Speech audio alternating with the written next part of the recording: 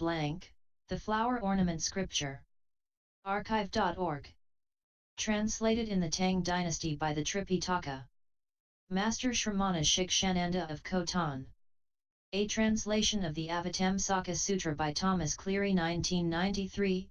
Note, Thomas Cleary is not a Buddhist monk. Book 39, C2, Entry into the Realm of Reality. Continued, C2.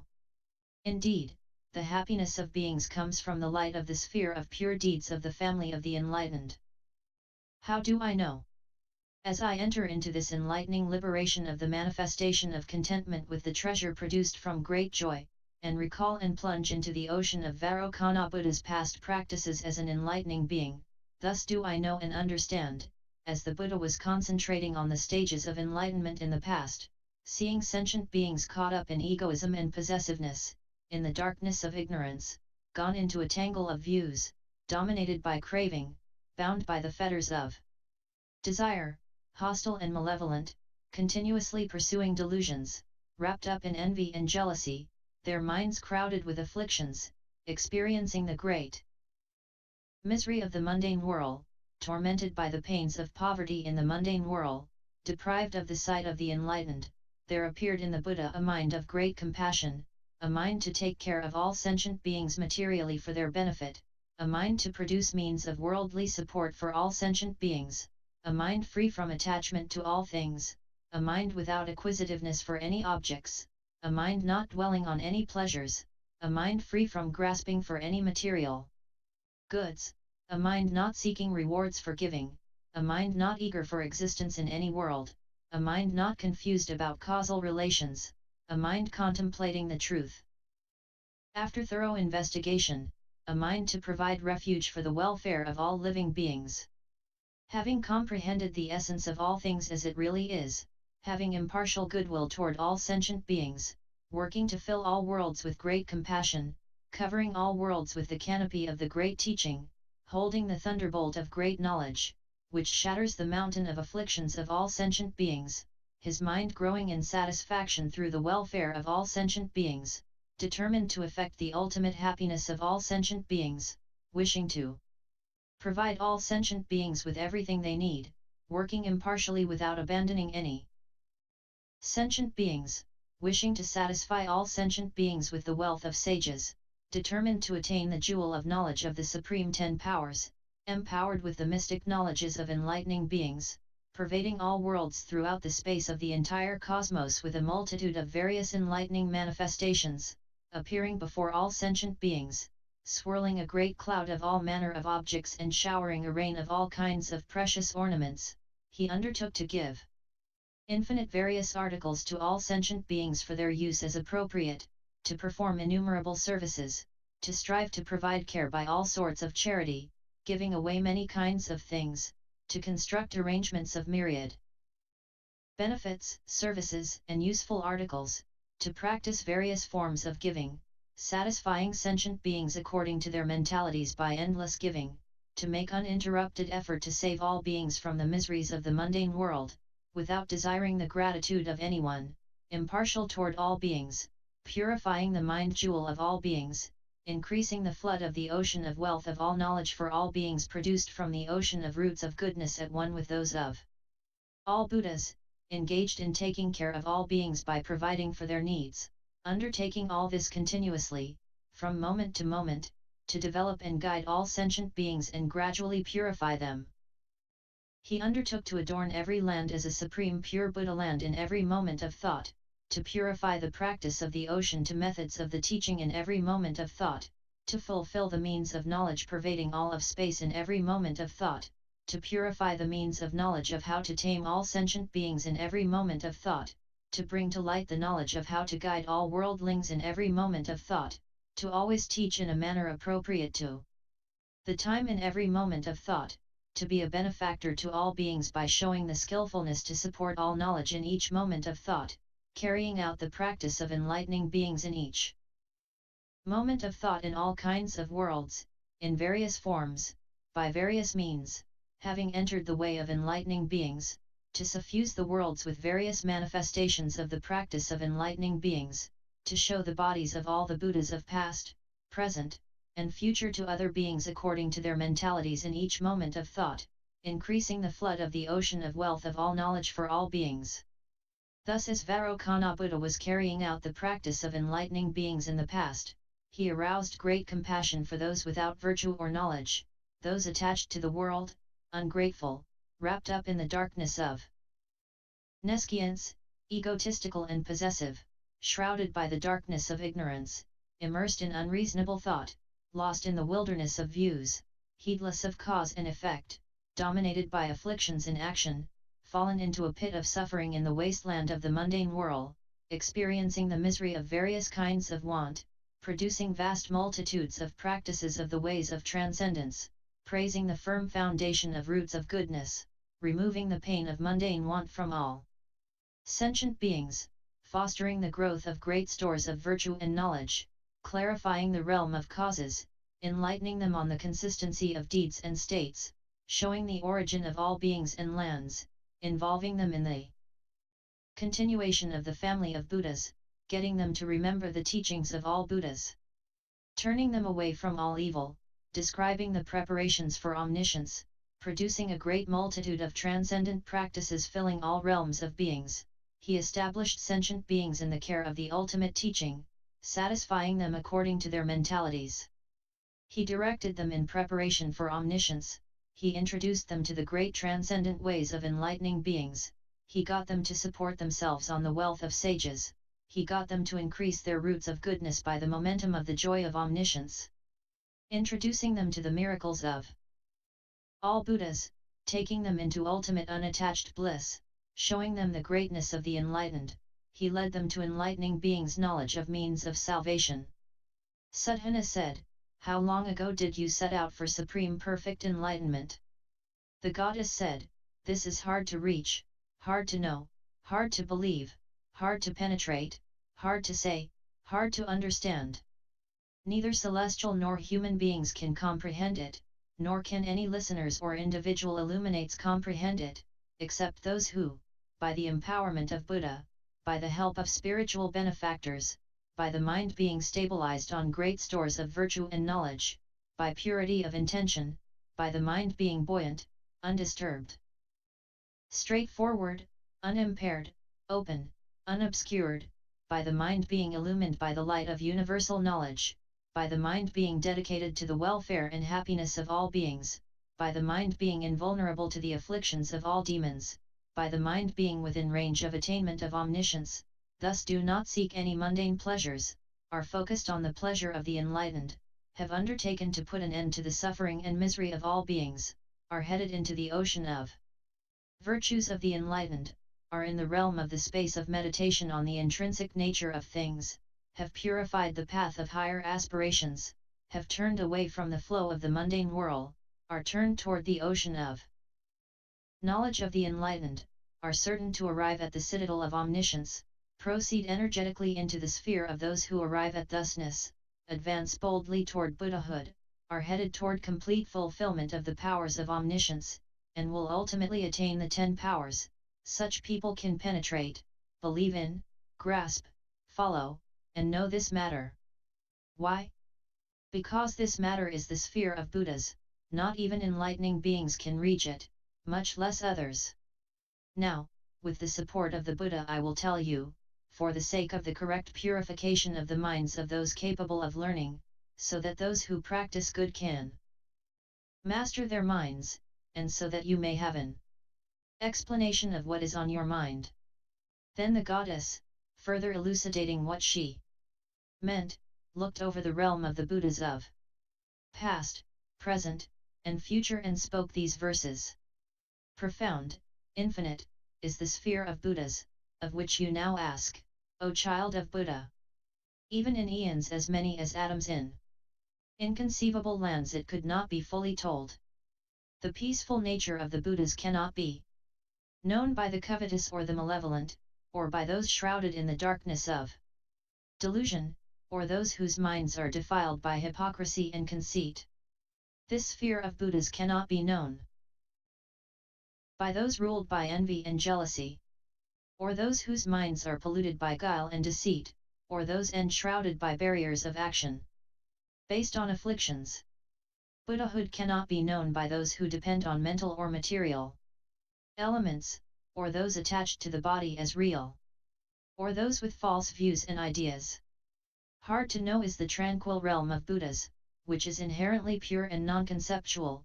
This reality cannot be truly known by those attached to life and being.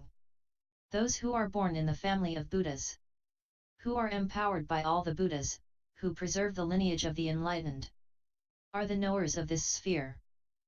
Those who are tireless in good practices and are helped by spiritual benefactors, with their minds focused on the powers of sages, they attain peace on perceiving this.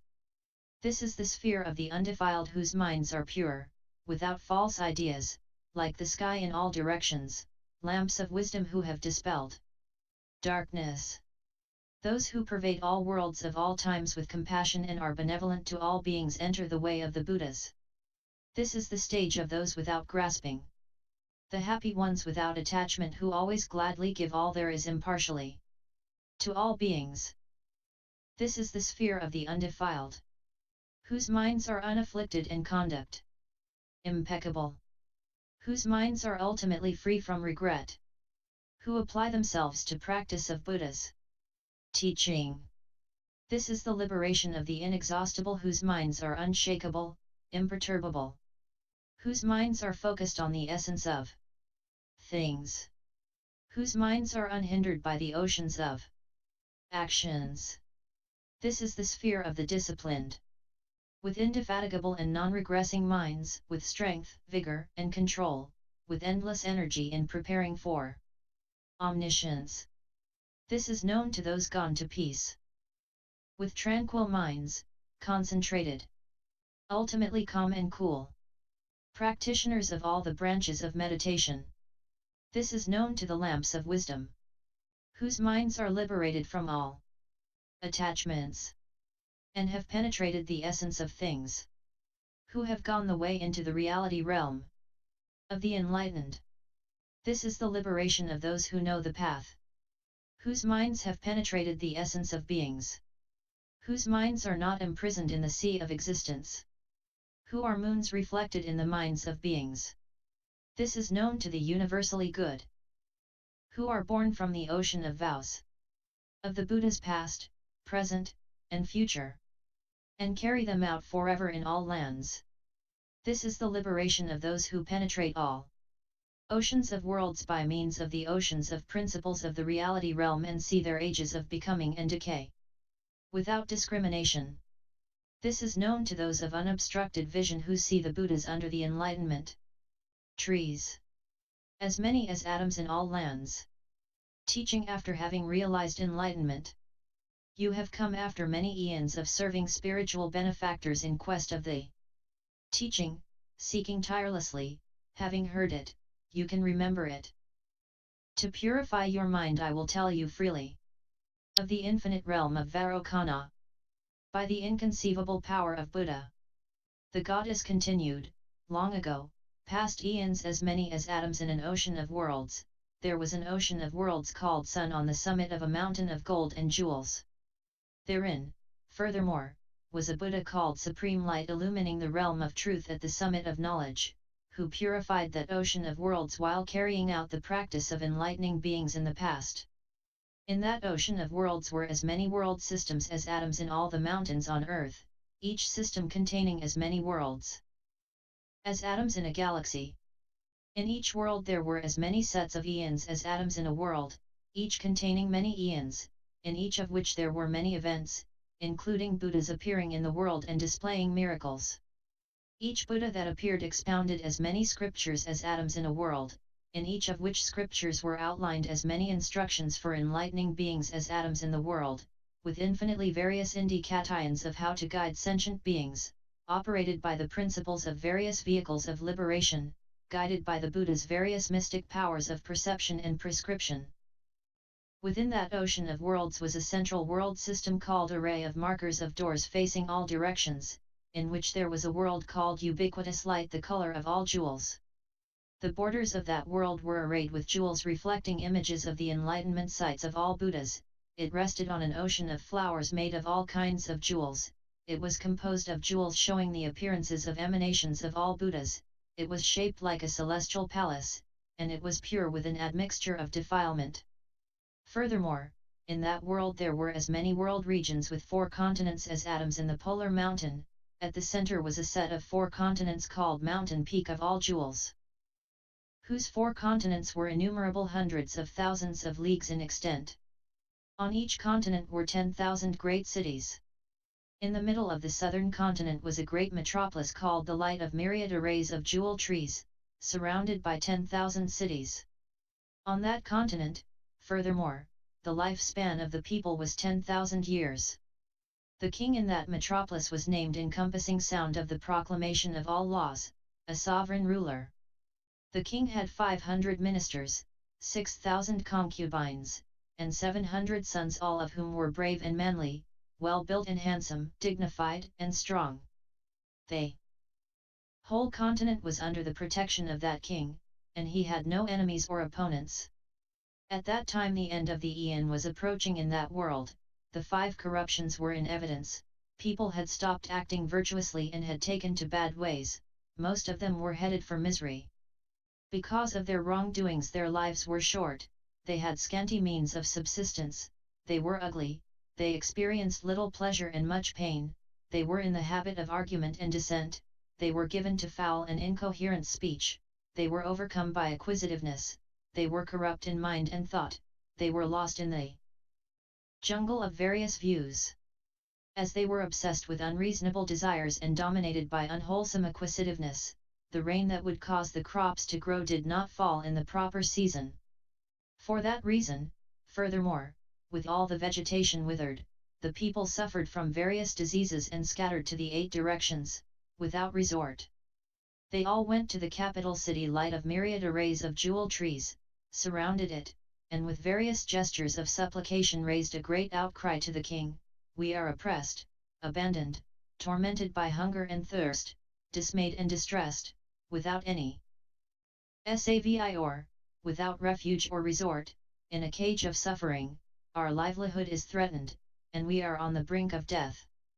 The people in the city who were suffering from hunger and thirst, who were naked and homeless, who were in misery, despondent, and depressed, also were sick and tired of suffering. They betook themselves to the king as a man of great knowledge and a protector, thinking they had found a source of comfort, happiness, and livelihood, a guide to the way out, a great ship, an island of jewels of knowledge, a great benefit, thinking they had found all the delights of heaven. The king, hearing their outcry, was filled with countless tens of hundreds of thousands of facets of great compassion. Meditating on the principle of great compassion, in a moment he became single-minded and uttered 10 statements of great compassion. Alas, these people, without support, have fallen into the great pitfall of the mundane whirl. How can I be a refuge for them, leading them to the state of repose of the enlightened? Alas, these people have no savior and are oppressed by all kinds of afflictions. How can I become their savior, leading them to impeccable behavior? Alas, these people have no refuge in the world and are terrorized by old age and death. How can I become a refuge for them, removing all their fears of life and death? Alas, these people have no resort and are oppressed by various kinds of worldly distress. How can I become a resort for them, leading them to ultimate safety on the path of omniscience? Alas, everyone is in the darkness of ignorance, shrouded in the darkness of uncertainty and doubt. How can I become a light, dispelling the darkness of ignorance for them? Alas, these people are without illumination. How can spread the light of great knowledge, showing them all the way into unobscured knowledge? Alas, the world of these people lacks the light of knowledge, and their minds are polluted by envy, jealousy, guile, and deceit. How can I produce the light of supreme knowledge, leading them all to cultivate purity? Alas, the world is without a guide and has plunged into a dangerous current in the ocean of the mundane whirl. How can I become a guide, to show them what to do?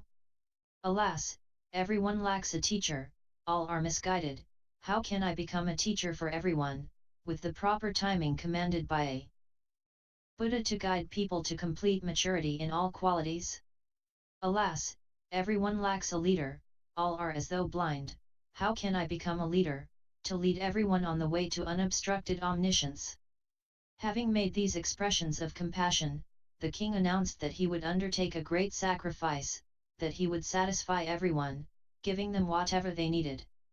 With that the storehouses in every city and town on the continent were opened and all kinds of goods were placed on the streets, all the necessities of life were set out, all treasuries were opened, all stores of valuables were displayed, and the king projected a likeness of himself to every house to fulfill their wishes. Having arranged this act of giving things away, he had a great place of sacrifice prepared east of the city, in front of the city gate called Jewel Mountain Light. That place was equal in length and width, covering a most extensive area. It was level and clean, without potholes, clear of brambles, dust, and gravel.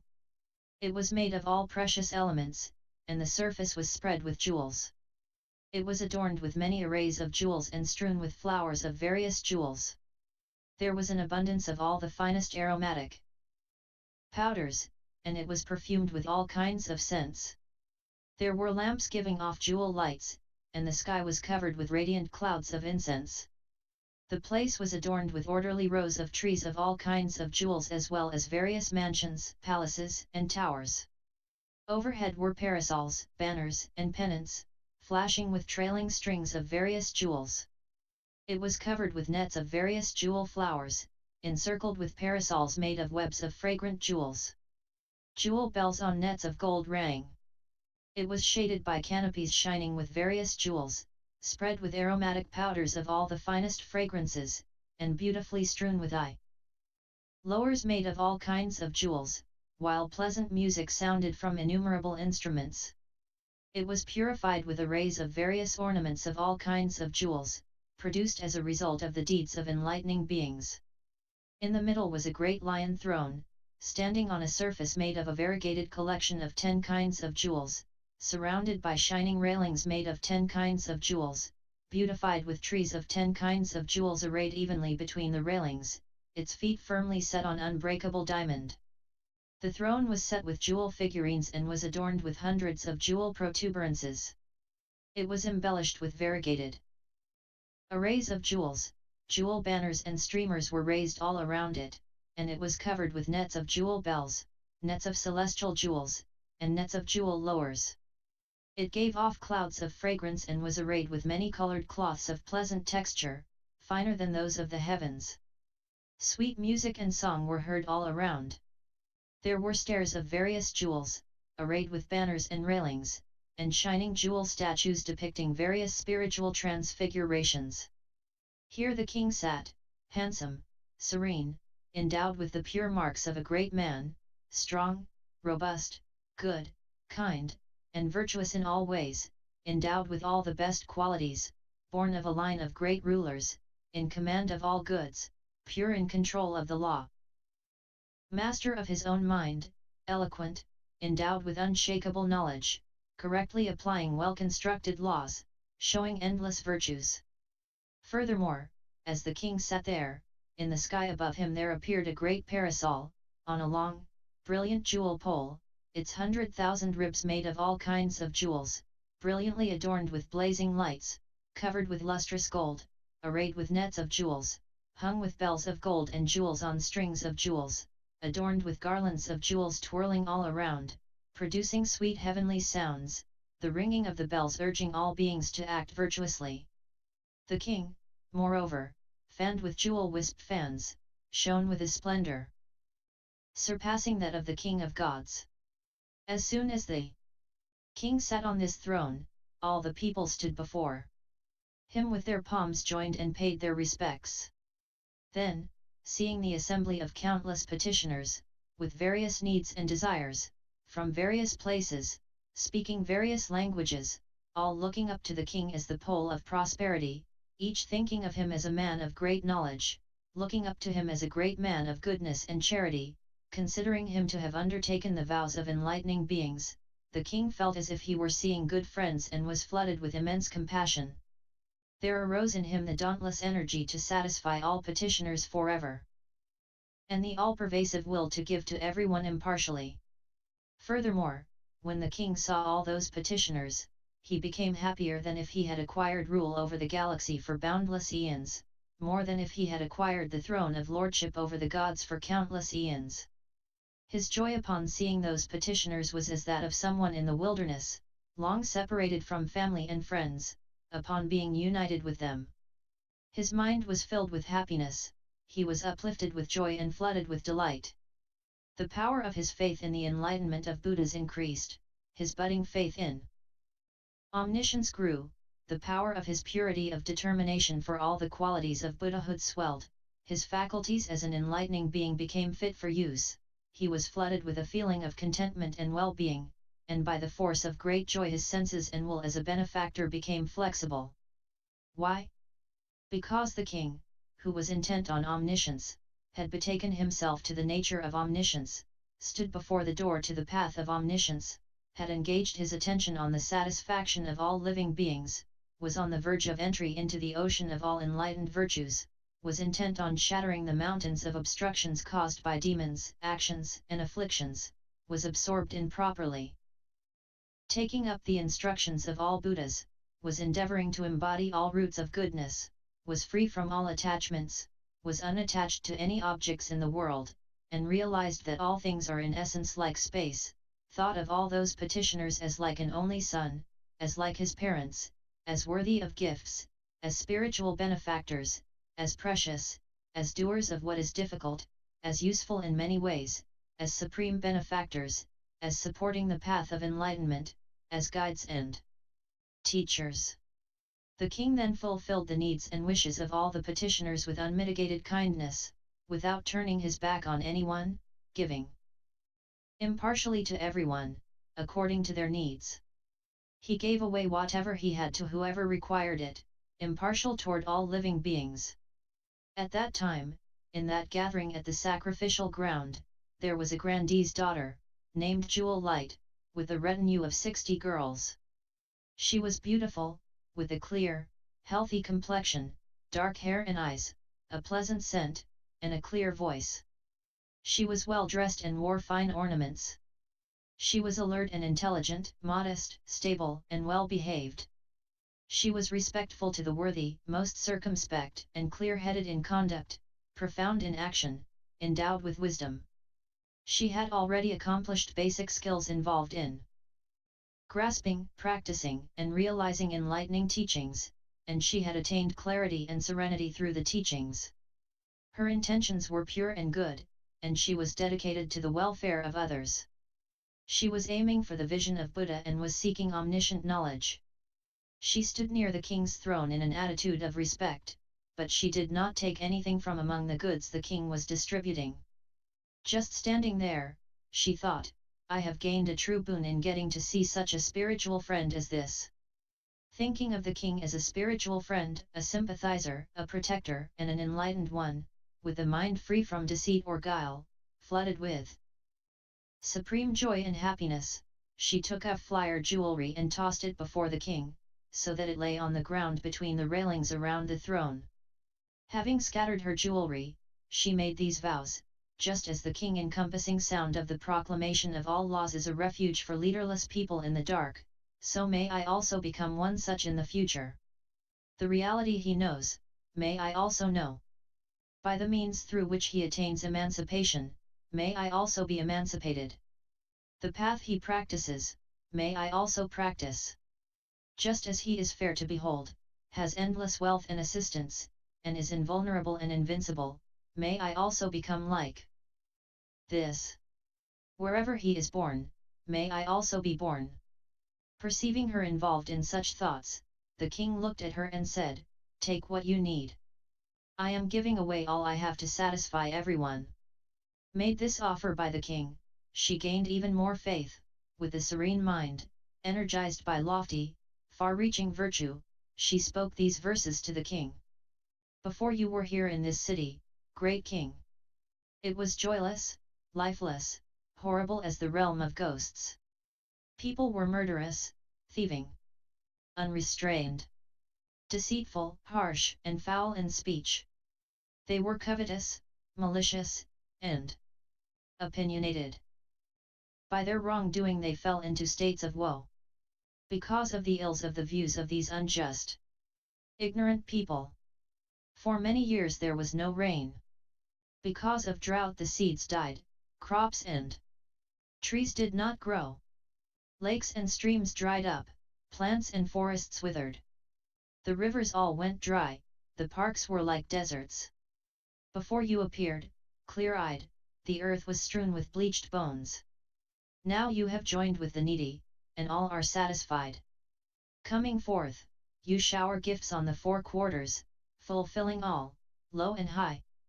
There are no more thieves, mercenaries, or frauds, no one is killed or injured. None go hopelessly to death, the world is leaderless no more. People who like to kill used to drink the blood of their victims. Those who used to eat each other's flesh have become kindly due to your charities. People used to wear rags and leaves, and were hungry and homeless. With you here, the grains grow by themselves and the trees give forth their bounty. Wise women and men appear too, now that you have been born, leader of the world. Those who were formerly all on wrong paths are now well adorned and dressed, sporting like gods in paradise. Men were wrongly obsessed with desires, delighting in unruly passion, given to raping women and girls in their own care and the care of others. Now, though others' wives be like goddesses, well dressed, adorned, and perfumed, when men see them they are satisfied with their own wives, as in the heaven of content. People used to be deceitful, cruel, coarse, and dishonest in speech. Having given this up, now they act justly, freed from wrong views. No music or celestial song, nor even the voice of Brahma or the singing of birds, can match your voice, O leader. Above you stands a jewel parasol with webs of gold. On a jewel cane, radiant, with nets of jewelry all around. The notes of its bells surpass all sounds in the world.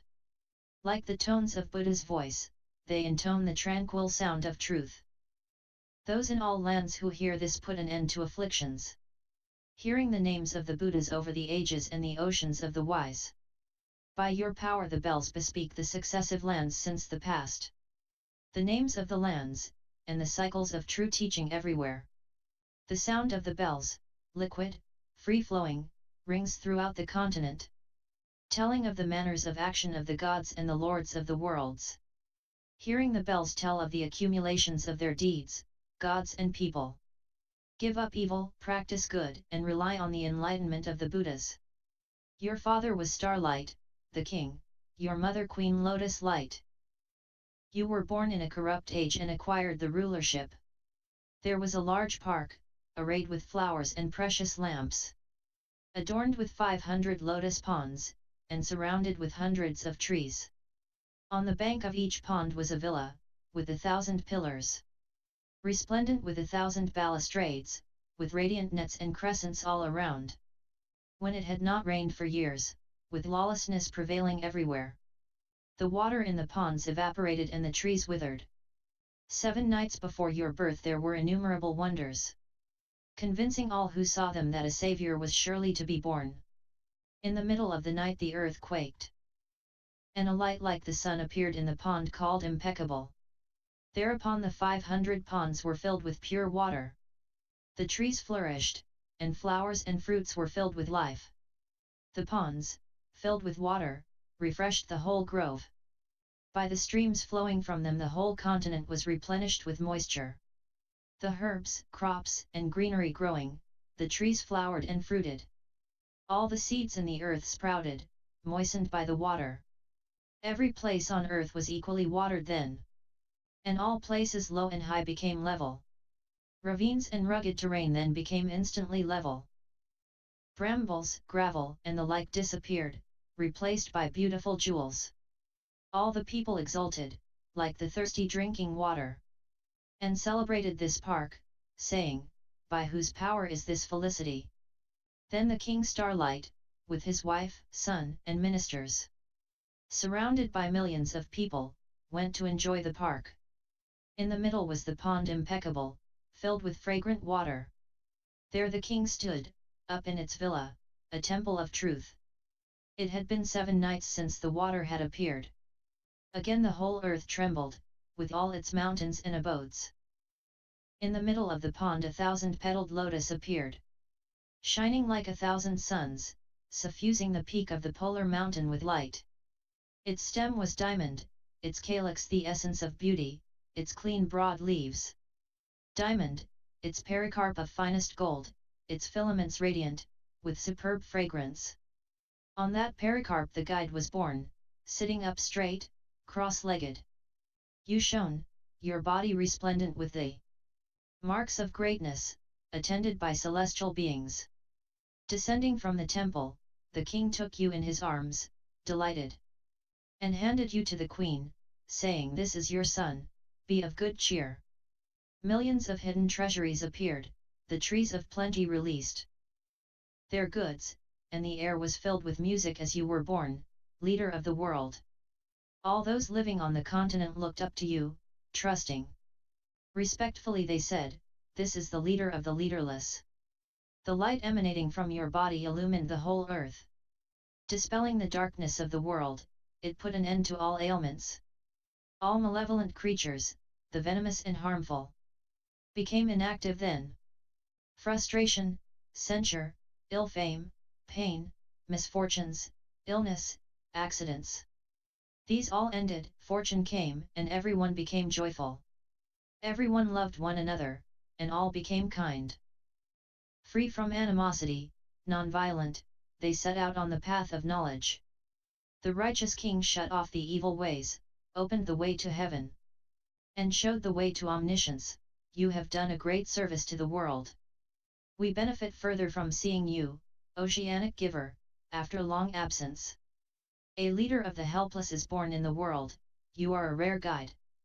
Having thus eulogized the king, the girl Jewel Light then paid her respects to him and stood there reverently.